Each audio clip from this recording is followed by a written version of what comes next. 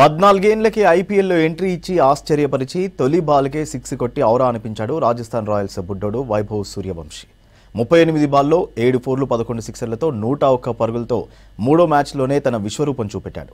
World class హీటర్ను తలపించేలా మేటి బౌలర్లంతా భయపడేలా daring batting చేశాడు. ఖతర్నాక్ షాట్లతో Gujarat Titans బౌలింగ్ను ఊచకోత కోశాడు. టీ20 ఫార్మాట్లో సెంచరీ కొట్టిన యంగెస్ట్ ప్లేయర్గా రికార్డుకెక్కాడు.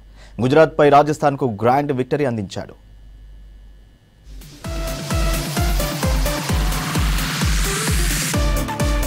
14 ఏళ్ల కుర్రాడు వైభవ్ సూర్యవంశీ ఐపీఎల్లో సెకండ్ ఫాస్టెస్ట్ సెంచరీతో రాజస్థాన్ రాయల్స్ మూడో విజయం సాధించింది. వైభవ్కు తోడు యశస్వి జైస్వాల్ 40 బాల్స్లో 9 ఫోర్లు 2 సిక్సర్లతో 70 రన్స్తో రాణించడంతో రాజస్థాన్ రాయల్స్ 8 వికెట్ల తేడాతో గుజరాత్ టైటాన్స్ను చిత్తు చేసింది. ఓపెనర్స్ జోరుతో రాయల్స్ 15.5 ఓవర్లలోనే 2 వికెట్లకు 212 పరుగులతో విక్టరీ సాధించింది.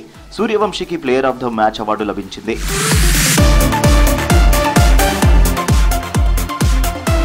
మొదట టాస్ ఓడి బ్యాటింగ్ చేసింది గుజరాత్ టైటాన్స్.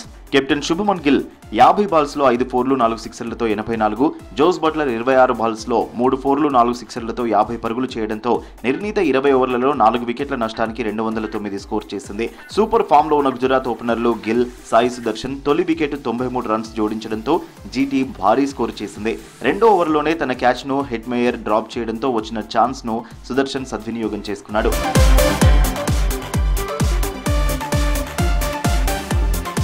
యుద్వీర్ వేసిన మూడో ఓవర్లో గిల్ వరుసగా 2 ఫోర్లతో ఫామ్లోకి వచ్చాడు. పవర్ ప్లేను సద్వినియోగం చేసుకుని సాయి, గిల్ చక్కటి షాట్లతో క్రమం తప్పకుండా బౌండరీలు రాబట్టారు.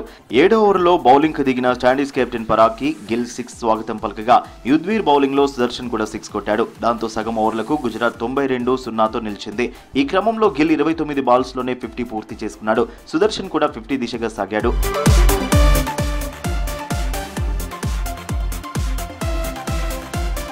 తీక్షణ చేసిన 11వ ఓవర్లో భారీ షాట్కు ట్రై చేసిన సుదర్శన్ లాంగ్ హార్న్లో పరాగ్కు క్యాచ్ ఇవ్వడంతో రాయల్స్కు బ్రేక్ లభించింది.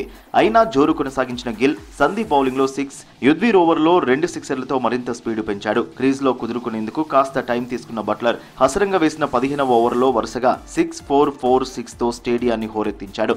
సెంచరీ చేసేలా కనిపించిన గిల్ను తీక్షణ అవుట్ చేసిన బట్లర్ వెనక్కు తగ్గలేదు.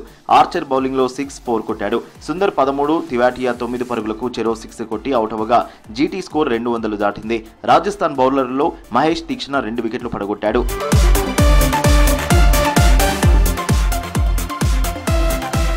భారీ టార్గెట్ చేసింగ్లో రాజస్థాన్కు ఓపెనర్లు మెరుపు ఆరంభమిచ్చారు. తన రెండో బాల్నే 6గా మలిచిన వైభవ్ సూర్యవంశీ భీకర బ్యాటింగ్ను అడ్డుకోలేక గుజరాత్ బౌలర్లు చేతులెత్తేశారు.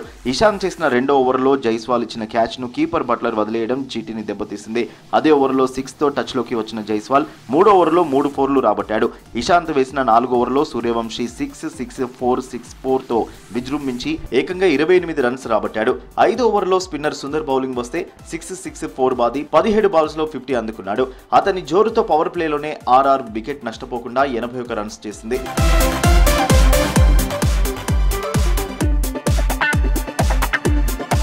ఫీల్డింగ్ మారిన తర్వాత కూడా వైభవ్ బాదుల్లో ఏమాత్రం తేడా లేదు. 10వ ఓవర్లో వరుసగా 6-4-6-4-4-6తో ఏకంగా 30 రన్స్ రాబట్టి ఐపీఎల్లో తొలిసారి ఓవర్ బౌలింగ్ చేసిన ఆఫ్ఘాన్ బౌలర్ కరీం జనత్కు పీడకలను మిగిల్చాడు. ఆపై రషీద్ ఖాన్ బౌలింగ్లో ఫుల్ షాట్ మిడ్ వికెట్ మీదుగా 6 కొట్టి సెంచరీ అందుకున్నాడు. దీంతో 11 ఓవర్లకే స్కోరు 150 దాటింది. ప్రసిద్ధ బౌలింగ్లో 4-6తో జైస్వాల్ కూడా గేరు మార్చగా సూర్యవంశీ బౌల్డ్ అవ్వడంతో తొలి వికెట్కు 166 రన్స్ పార్ట్నర్షిప్కు తెరపడింది. అప్పటికే మ్యాచ్ ఆర్ఆర్ చేతిలోకి వచ్చేసింది.